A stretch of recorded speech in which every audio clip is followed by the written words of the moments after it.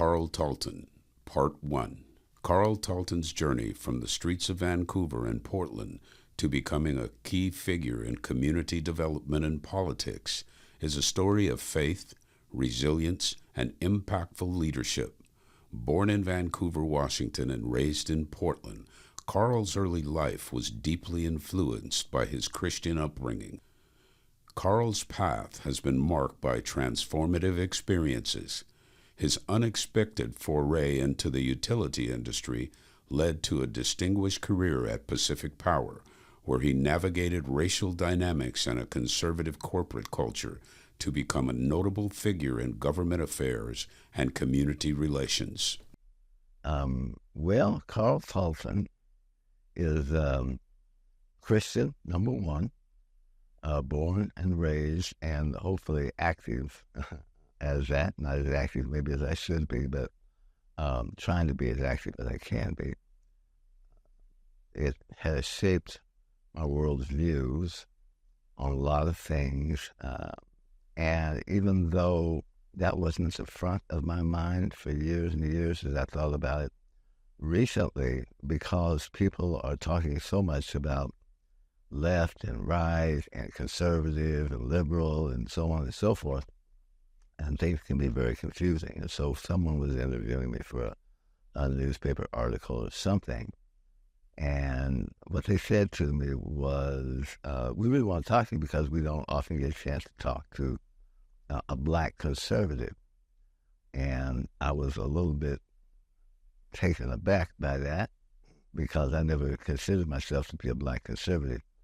I always thought of myself as a moderate who had very conservative business values, but very liberal in terms of social thinking and community and things like that. But when I really thought about that, where I was, what was in moderate is now way out to the right. So people would probably call me. I can see why this reporter considered me to be conservative, because those lines have moved. I haven't moved, but the lines have moved pretty dramatically. And so that's where you are. So they when they asked me about a couple of issues and so on and so forth and how I made decisions about them, what I said was, it's very confusing because of all this change and so forth, but what I have to really remember is that the only lens that I really, when it comes to difficult choices and difficult decisions, I always look through a biblical lens. I always look through a Christian lens. There are a lot of other lenses out there that you can look through, and they will shape the world in whatever kind of way that you want it to be. Well, I want my world to be shaped through a Christian lens. So when I make these decisions, when I have a difficult decision that I have to make, that's the lens that I use. I'd like to tell you that was my line of thinking always. In other words, that it was at the front of my mind always, but it wasn't. It was just kind of a habit, being raised as a Christian, a Christian family, and spent my entire youth in church. And even when I went into the military, I always found church, a place for church. As these things shape you in a way that you don't always realize until you kind of have an opportunity to sit back and reflect. So as I've done that, I realize that that's been my worldview for all these years. And now that I know that that's what my worldview is, I'm much more comfortable in making the decisions that I make. I was born in Vancouver, Washington. So I've been here in the Portland area. I was born and raised here in the Portland area, born right across the river in Vancouver. Went to Boise Grade School, Jefferson High School, and really enjoyed my time here. When I think I was in the second grade when we moved from Vancouver to Portland.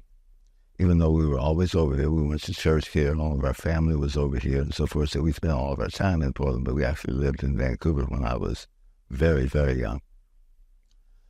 When we came here, I went to Boise Grade School. Now I guess it's Boise Elliott or something like that. But I was on the front wave of racial change in the community. So when I was there, if I looked at the kids who were in my class and I look back, it was maybe easily 80, 90, maybe more % black. If I looked at all the kids that were out front of me in grade school, it wasn't 50-50, but it was probably 30% black, so forth. And then the more years you went out, the whiter it became and the less black it was. But and the same thing was true when I ended up at Jefferson High School. Same thing. Even more so there, because Jefferson was a big school. We had thousands of kids at Jeff in those days. Now I think it's, 500, 600, something like that. Not nearly as many as there were back in those days.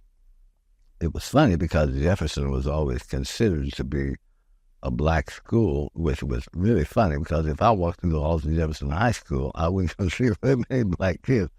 Now, the athletes, these days of the Renfro brothers, Ray Renfro, Mel Renfro, Lance Spruill, we had a bunch of guys that came through there, the Nickelberry brothers. So we had a bunch of people who were ballers who came through, and they were very visible. And so I guess to the outside world, it appeared that we were majority black school, which we weren't. That didn't happen for many, many, many years at Jefferson High School.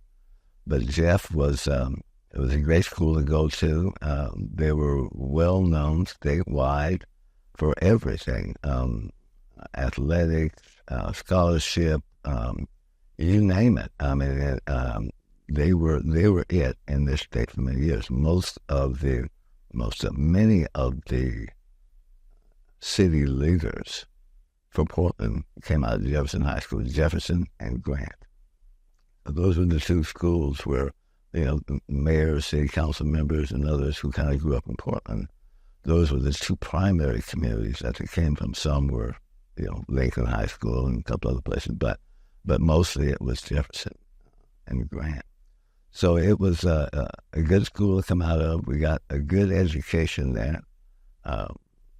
It bothers me to hear what people kind of are saying about Jefferson, either now or then, but times change, people see things differently, and so forth. I can tell you, when I was there, it was a great school. People got along well. And I say that because it's kind of interesting what you get used to, I guess, a little bit. But we were, I can recall one event. We were talking about something. We had a couple of guys I used to hang out with. And he said, well, let's go to such and so at the school. We said, okay, where do you want me to meet you? He said, well, meet me on the black side. And I said, and I thought to myself, the black side, what is that? And then it occurred to me that at the end of the day, all the black kids went out of the east side of Jefferson, and all the black kids went out the west side of Jefferson, mostly because we lived kind of in Albino, Lower Albino. They lived out towards St. John's and that area and so forth. So it was interesting. So that's the only time I can remember in high school that race was kind of defined as something. And it wasn't that you couldn't go out any of the doors or anything. It's just that was the closest one to your house. So that was where you went. But when it got defined as the white door and the black door, that was interesting, a little bit different for me. So I enjoyed most of my time at Jefferson High School. I really did. After that, I went into the military. I went into the Air Force. That was a good experience, another good experience. I had been fortunate enough in high school to have taken a couple of basic electricity classes. I had a teacher there that I liked who encouraged me to take that class. You never know, this will come in handy. You might want to be an electrician, you might want to be this or that. Well, I didn't have any of those aspirations, but I did like this teacher, and I appreciated the direction that they gave. So in the Air Force, when you go in, they give you a series of tests. And the tests determine where you end up. they don't tell you that initially, but that's really what it's all about. So in my testing, I tested eligible for one of the tech schools. So I ended up in Shepherd Air Force Base in Texas for a year down there in electrical power generation and distribution systems. And so I ended up with that kind of technical background. And then from there, they sent me on to Chicago, City Air Force Base. And there they specialized in power generation distribution systems for long-range missiles. So when I actually got to a real work assignment, I was in Montana on the Minuteman missile systems up there. Don't know if you're familiar with those, but those that's the ICBM system, the Intercontinental Ballistic Missile System, that operates up there. We got several bases across the country. They're all in remote places like that. And I was, and so I spent, so we had 165 sites scattered throughout Montana that all had to be connected and maintained and trustworthy, if you will. Couldn't have anything go down due to power malfunctions or outages or anything. So if you can imagine 165 missile sites spread out over Montana, I mean, I spent a lot of time on the road, a lot of time driving. When there were emergencies, a chopper would pick me up and take me out somewhere to kind of do whatever it was. But for the most part, I was in a vehicle driving from site to site, either doing regular maintenance or taking care of trouble spots that were here or there, or the occasional emergency that would come up because the guys at the launch control center would get a reading that says, this is going on or that's going on, and you get out there and check it out. And so I'd have to go out and do that. But I met a good friend there. He and I went through tech school together, and then we ended up as roommates in Montana together. And we just kind of reconnected about 10 years ago. So it had been over 40 years since we had talked to each other or seen each other. And one day on my email, I get this, and it's him. You know, he found me, and he called. And at the time, I was doing a lot of work.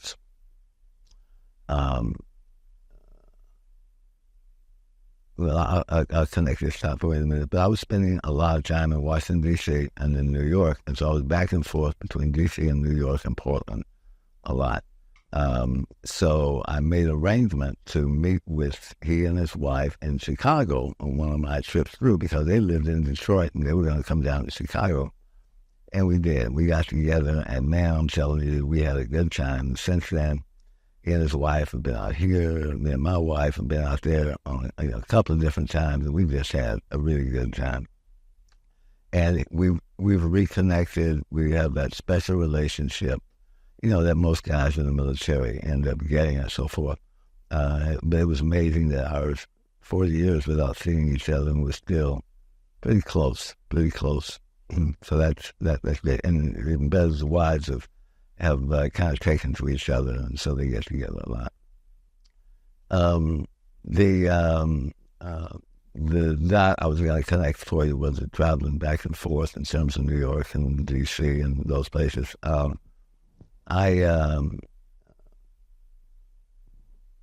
As you saw when you looked through my resume or background or whatever, I've spent a fair amount of time in the utility business. The technical background was somewhat helpful because it helped me to understand some issues, particularly with line departments and other kinds of things that were there. Just in generally understanding how electric systems work. So it was helpful there, but that really wasn't my expertise. What really kind of helped me. So if you check back through the jobs, you find most of it is kind of government and business development related. So I spent, at Pacific, I started in a kind of a more technical role, working with everything from residential to industrial customers, handling issues that they may have with their service.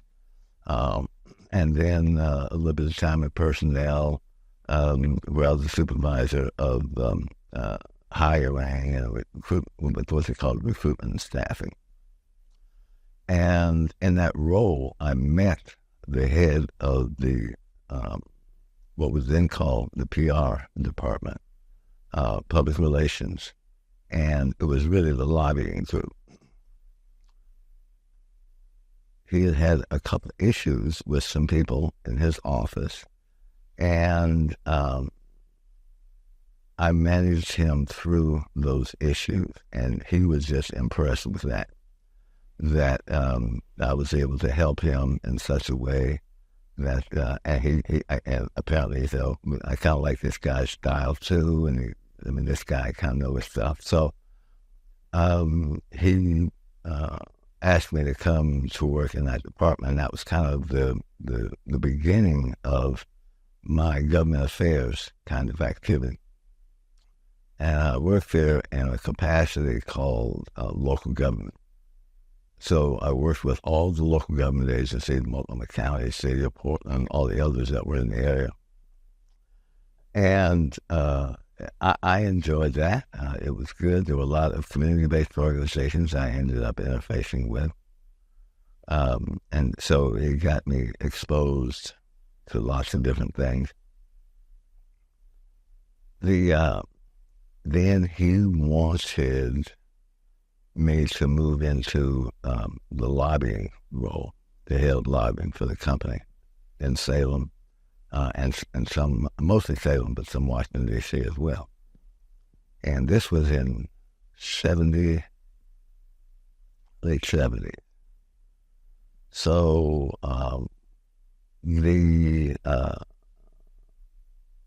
trying to be nice, the powers that be, president, vice president, all that, they were uncomfortable with that. As you probably already know, the utilities, particularly then, probably now as well, I'm not that close to them anymore, but they're very conservative. They're politically very conservative. The entire base is dependent upon people with conservative views, particularly as regards to business and so forth, to keep them in business. Now, that's an investor on a utility, and that's the difference between an investor on the public that I referenced earlier in our conversation. So, and this was just, don't know how old you guys are, but during those days, that was the time when there was a lot of people in the energy business. For many, many years, the utilities were just they were almost invisible. They didn't cost all that much. They weren't politically necessarily engaged in a lot of things. And then all of a sudden, there was a huge movement around energy, and it's unabated. It still goes on today. Energy becomes kind of a primary component of everything that goes on. So they could see that the landscape was changing, and they really needed to have that conservative base together to get them through all of the challenges that they were going to be facing in this. And they just weren't sure that a black man could hold a conservative element that they depended on, kind of for their lifeblood, really, together. So they kind of nixed that and said, no, I don't think so. So we kind of went along with that for a while, and then they had a kind of a change at the top of the organization. A new president came in, and somehow he thought that I would be a great community relations person. And I had no interest in community relations. I was a guy who had always been very active in the community. I mean, from the time I was in Boy Scouts, while I worked in other capacities in the company, I was on the Urban League Board. I was a member of the Albina Action Agency, voter registration issues, and I mean, I was always out there. I consider that my time. That's my personal commitment in my time. That was not the profession that I was looking for. I wanted it to be about the profession of the utility business. What is the utility business about, how it operates, so on and so forth. So that's what I was interested in. The other stuff, that was my personal interest. This is my professional interest. And to me, he was trying to mix those two things together for whatever reason. I'm not going to try to guess about his motives. And I wasn't interested in doing that. But, maybe a small amount of time goes by, and he just has me moved over to the community relations department. And I didn't like that, so I quit. So I left Pacific Power, and I went to work at Multnomah County as the Director of Energy, I think it was called. I think that's what it was, Director of Energy for Multnomah County. And it was an interesting time. I was there for about a year, and during the year I was there, I met more important political figures than I could ever have imagined. So I met a governor there, I met a congressman there, I met a couple of city council members there. These are people who all worked at Multnomah County. There weren't those things then, but they became all of that. So Multnomah County is why I always kind of try to keep an eye on what's happening at Multnomah County, because it's kind of the feedstock for all the other stuff that goes on in the state, for the city council and for the state legislature. A lot of folks come through county government, and that's usually Multnomah County government, at least in this area. In other areas, they may have a similar situation. So it was interesting to see that dynamic take place. After I was there for about a year, the same guy that had asked me to come to work in public affairs the first time contacted me and said, we'd really like to have you come back to Pacific. We've got a legislative session that's starting up soon, and I just think you're the guy. And I said, well, I've only been here a year. and I told these folks I'd be here at least a year. I never took the job in Multnomah County thinking that would be a career. I always thought it would be a stop-off for me. But I had promised them a year, and so I wanted to live up to a year. I said I'd be here at least a year, so I'll be here for a year. And he said, well, look, he said, it's almost a year. He said, the legislative session starts in 30 days. And I need you to be here. I need you to get on board. I need you to get down there and handle business for us in the state legislature. And I said, well, okay. So I did. So we were able to go back and kind of bridge all my time, all my vacation, just kind of bridge everything. So it was as though I never left the Pacific. And I asked him, I said, well, what happened to it? He said, well, that upper group, he said, has all changed. He said, the old guys are gone. We got a whole new group up there. Most of them know you, and most of them agree with me that you're the guy. And so they want you to kind of go down. So I did. So I did that for several years. But it was the beginning of a lot of political activism and things for me. It gave me a different perspective on politics and how they operated. When you're lobbying for an organization like that, it gives you a different perspective than it does as a regular citizen. Citizens are usually, I like this guy, or I like that guy, or I like this and so. Well, if you're a lobbyist, you never make a decision based on who you like and who you don't like.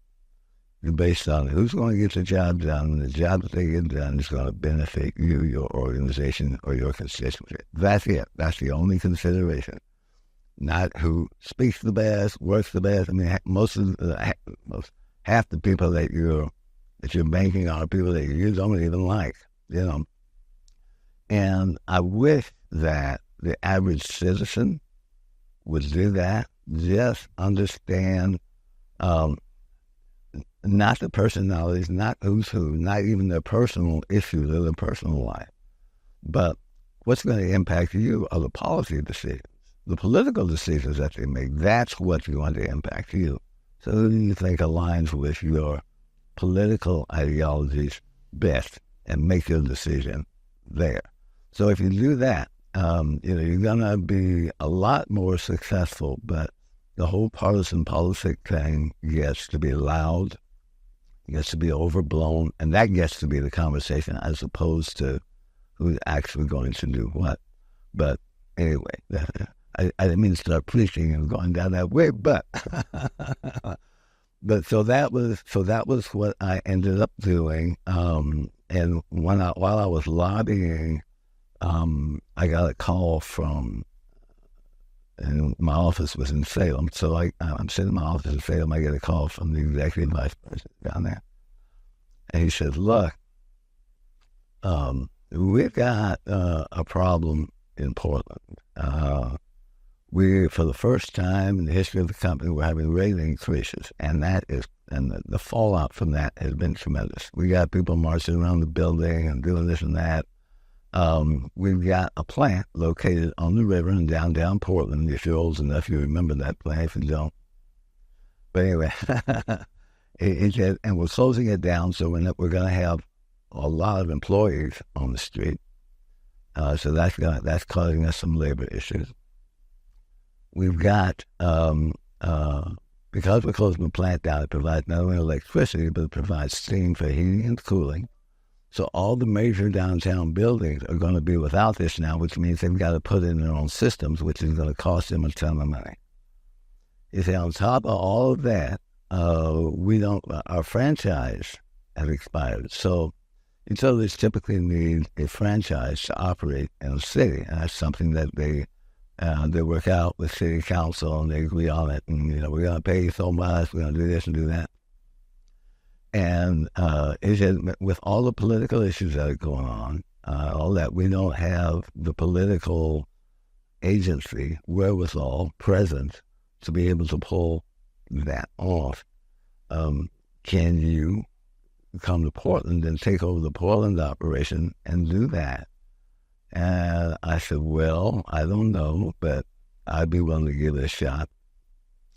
So I did. I came to Portland, and the other issue they had was that they were losing money. So Portland, the Portland operation was losing money. They were losing millions of dollars every year. It was going up. That year they were headed for a $10 million loss. And so they were really looking at selling all of Pacific Power in Portland, or exchanging it for something else. One of the considerations with PGE. PGE operates all around Pacific Power in Oregon, and close and around Portland. Once you get out from Portland, then it's mostly Pacific Power again. But they were going to sell that Portland area, or exchange that for with PGE, and those were negotiations that were on the table. And they didn't know if they wanted to do that. Pacific Power was headquartered Portland was headquarters for Pacific Power. So we're concerned about having the upper headquarters. Anyway, there's a whole bunch of stuff going on. And so they said, look, can you do anything with this? So I came in, and I did. I was fortunate in that I had spent lots of years doing, as I mentioned, on my own, just kind of building community relationships with people in various kinds of activities and things and so forth. So I didn't kind of have to start from scratch with the community. There was a woman by the name of Sheila Holden, who was somebody you might want to think about for your interview. Sheila Holden had been here. Sheila Holden was the person that I had hired in the Pacific when I was working in personnel back many years before, and she ended up in Portland. But she was, she was engaged in everything. She knew everyone. She knew all of the issues in community. She really had a firm grasp on everything community-wise that was going on in Portland. So having her with me on that just made all the difference in the world. I had never had to operate an organization like that. I mean, you and I were talking about hundreds of employees, and you're spread out all over. You've got the politics, you've got the operations, you've got sales, and you name it. You're kind of responsible for all of that. So I had to stop and think about what was important for me to get my hands around and to really try and manage. And I basically came to three things, and I knew that these three things had to be managed internally and had to be managed externally. And they were, first of all, the economics. So we're losing money, so somehow I've got to manage the organization in such a way that we no longer lose money. So that's going to be an important one. Then there's the economics of the community. Northeast Portland was a big part of the community. If you don't have good economics in the community, how are you gonna operate a business in a community where the people are not making money? There's no business investments. There are no businesses there. There's more disinvestments than there is anything else. So you got to have a healthy community, financially healthy community. So managing those things internally and externally, that was the first one. The second one was politics. The utilities are political animals. Their whole livelihood rises and falls on politics. That's all it is. I mean, I figured that out during the time that was my primary focus and so forth. So managing the politics of the community and where we were and what was going on there was going to be all important to make sure that the community had political clout. They had political presence and so forth. It was extremely important to the viability of the community and to the viability of an organization like Pacific that was going to do business there. And then obviously the politics of the city itself with the mission with the franchise agreement, things like that. City always has a lot to say about how you operate, where you operate, and so forth. So having those two things underhand, knowing that you had to actively manage those things. You couldn't be passive. And you had to actively manage those things was an important thing. And last, and third piece, which probably seems softer and less important, but was just as important, was kind of the social environment that you were dealing with. So there were a lot of things about the social environment in Portland at that time, particularly in Northeast Portland, that were going on, that we needed to be actively engaged in, we needed to be supporting in a way. One of the ways that I did that was obviously as a major business in the state and the city, I had a lot of money at my disposal. I think the traditional view in the past has been, let's make contributions over here, let's make contributions over there, and so forth. And that way we kind of become, partner in the community by making these contributions. I didn't quite see it that way. I thought that the contribution that we made needed to not only be dollars, key dollars, they needed to be strategically placed, depending upon what was going on.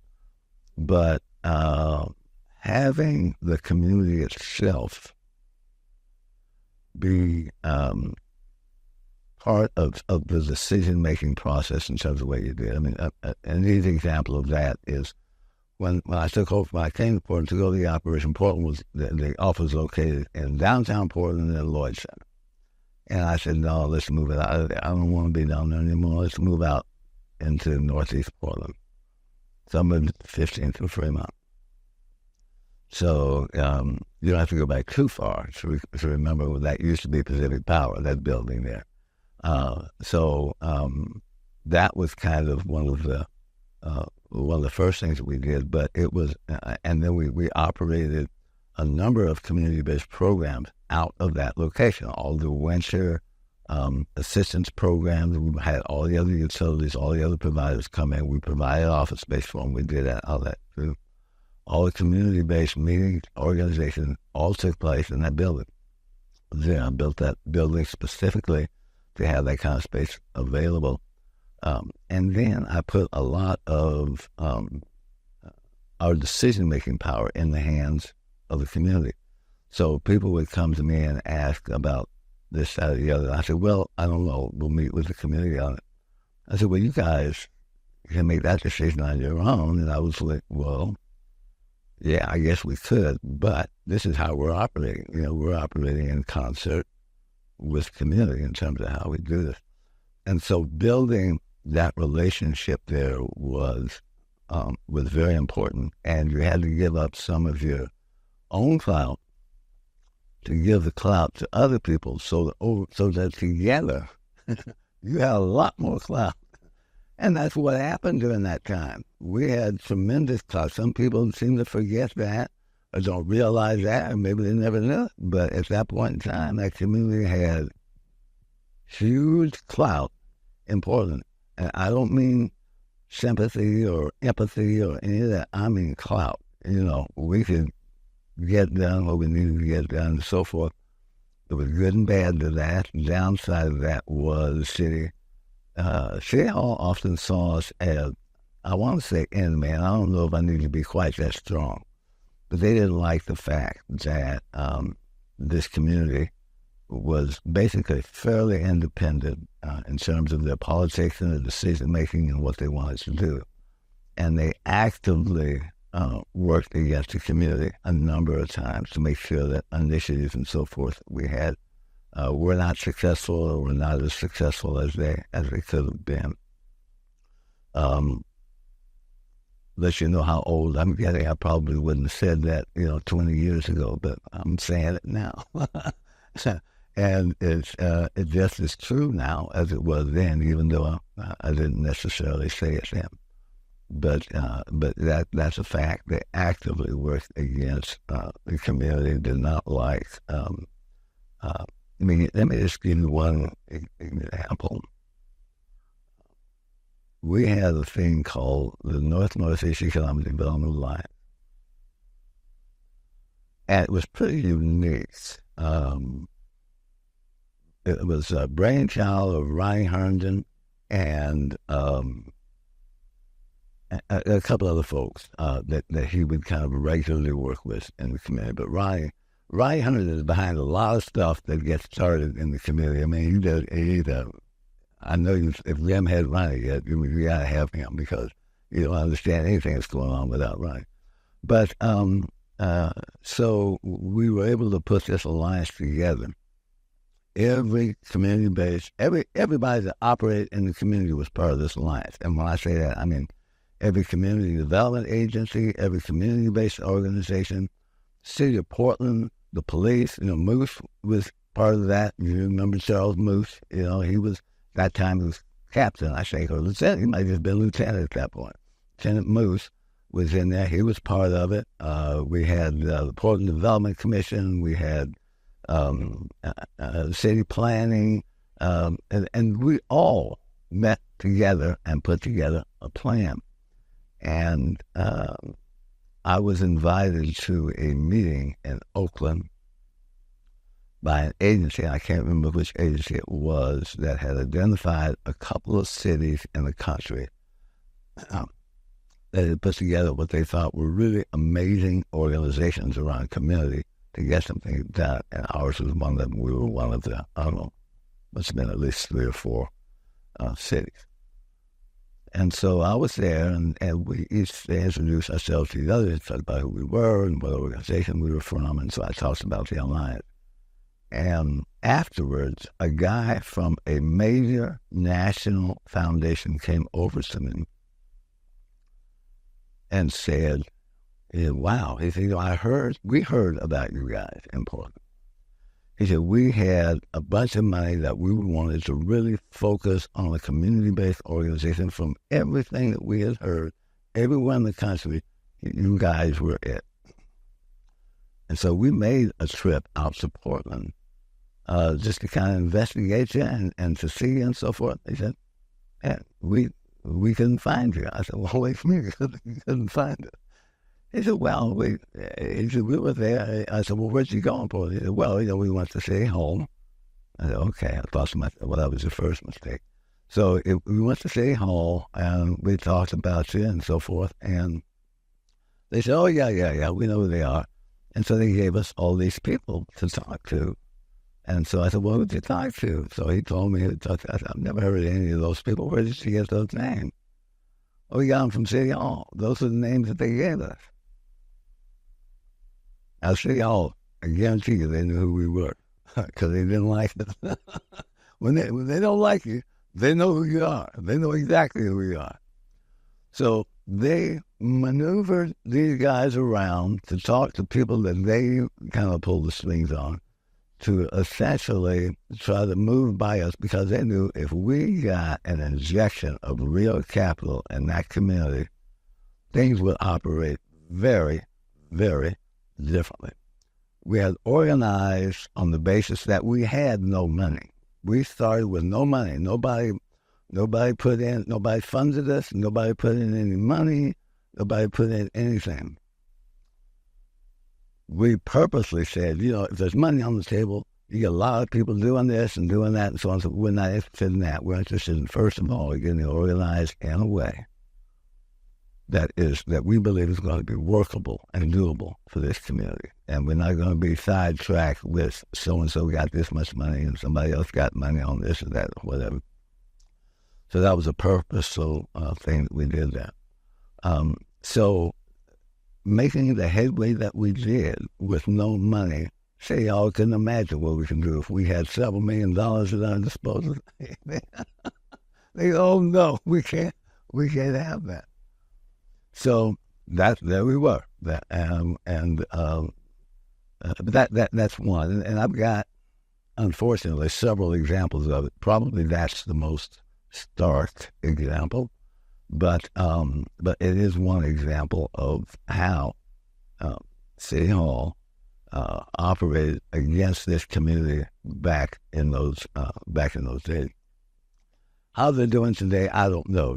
Their philosophies are different, things are different. We got a mayor that's a lot more liberal than anything we ever had to really kind of deal with. Not that we didn't have liberal politicians then as well, but there is no, I want to say capitalist, and that's probably the correct word. No one with a real capitalistic view of what it takes to operate a city and so forth. You don't have that person anymore. And as a consequence, you've got a city. Well, I don't have to tell you, but all you got to do is look around, walk downtown, everything's closed. You walk through the neighborhoods, everything's closed. You're not seeing any new businesses come in. You're seeing all kinds of stuff. People might chalk all of that up to the riots, and they certainly played a role, but it's beyond that. It has to do with leadership in the city and how it gets played out here and so forth. From my perspective, economics, it's not everything, but it's the foundation of anything that you want to do. It's got to have decent economics to it. Well, it ends up making decisions on something other than economics. And remember, I talked about Pacific and the social environment and community and so forth. So at that time, Pacific Power didn't have a foundation, so I controlled all the money that now goes into the foundation. But at that time, it was at my disposal to kind of put in various organizations throughout the city. So having those organizations in place helped to make for a more stable environment in which to do business. So you can't always look at it as dollar in and dollar out, but you have to always have it in the context of the economic vitality of whatever environment or sphere that you're working in. It can't be separated. I'm active in my local church, and we're. I'm just trying to laugh. I need to talk about this now. Because this is now. All this other stuff goes back at least 30 years. But anyway, so I think one of the important decisions that we're trying to make now is how we spend money. And my position always is that you spend money based on what the goals of your organization are and the priorities and so forth that you set up. You don't spend money based on the fact that looks like a great deal over there and I've got money to buy it. So that it takes you off of your focus in terms of what it is that you're there to do, and at some point it comes back to bite you because you're not making good decisions. Now, buying stuff because you've got money to pay for it would sound like a good economic decision, but long term, if you're paying for things that may have been economically feasible at the time, if they don't fit into your overall game plan and your vision, then you spent money for nothing. So those things have to come together. So the economics are an importantly valuable piece. But this kind of comes back again to remember the three things that I said I thought that I needed in order to manage that company successfully. And economics was the first one. But not just my economics of the customers that we served as well, but also their social viability, internally and externally, as well as the politics of it all, which tends to impact a little bit of everything. So I think all three of those things are important. As you think about community, as you think about what you want to do, you need to be educated on all of those things. And I mentioned a little bit ago about politics of making sure that you're supporting political ideologies and platforms and so forth that are going to support you and not the people. And so that's important. So that's an important piece of the education right there. Well, why am I really voting for that person? Because they've got a great tagline, or somebody said this about them or that about them, or what? No, it's really got to be, you know where you want to go, where you want to be, and is this the person that's going to actually make that happen and get you there, and so forth. So those three things are, to me, they're interlinked. They really are. Join us next episode for part 2 of Carl Talton's story. Thanks for tuning in to Oregon Hidden Legacy. For more information about this podcast, go to OregonHiddenLegacy.org.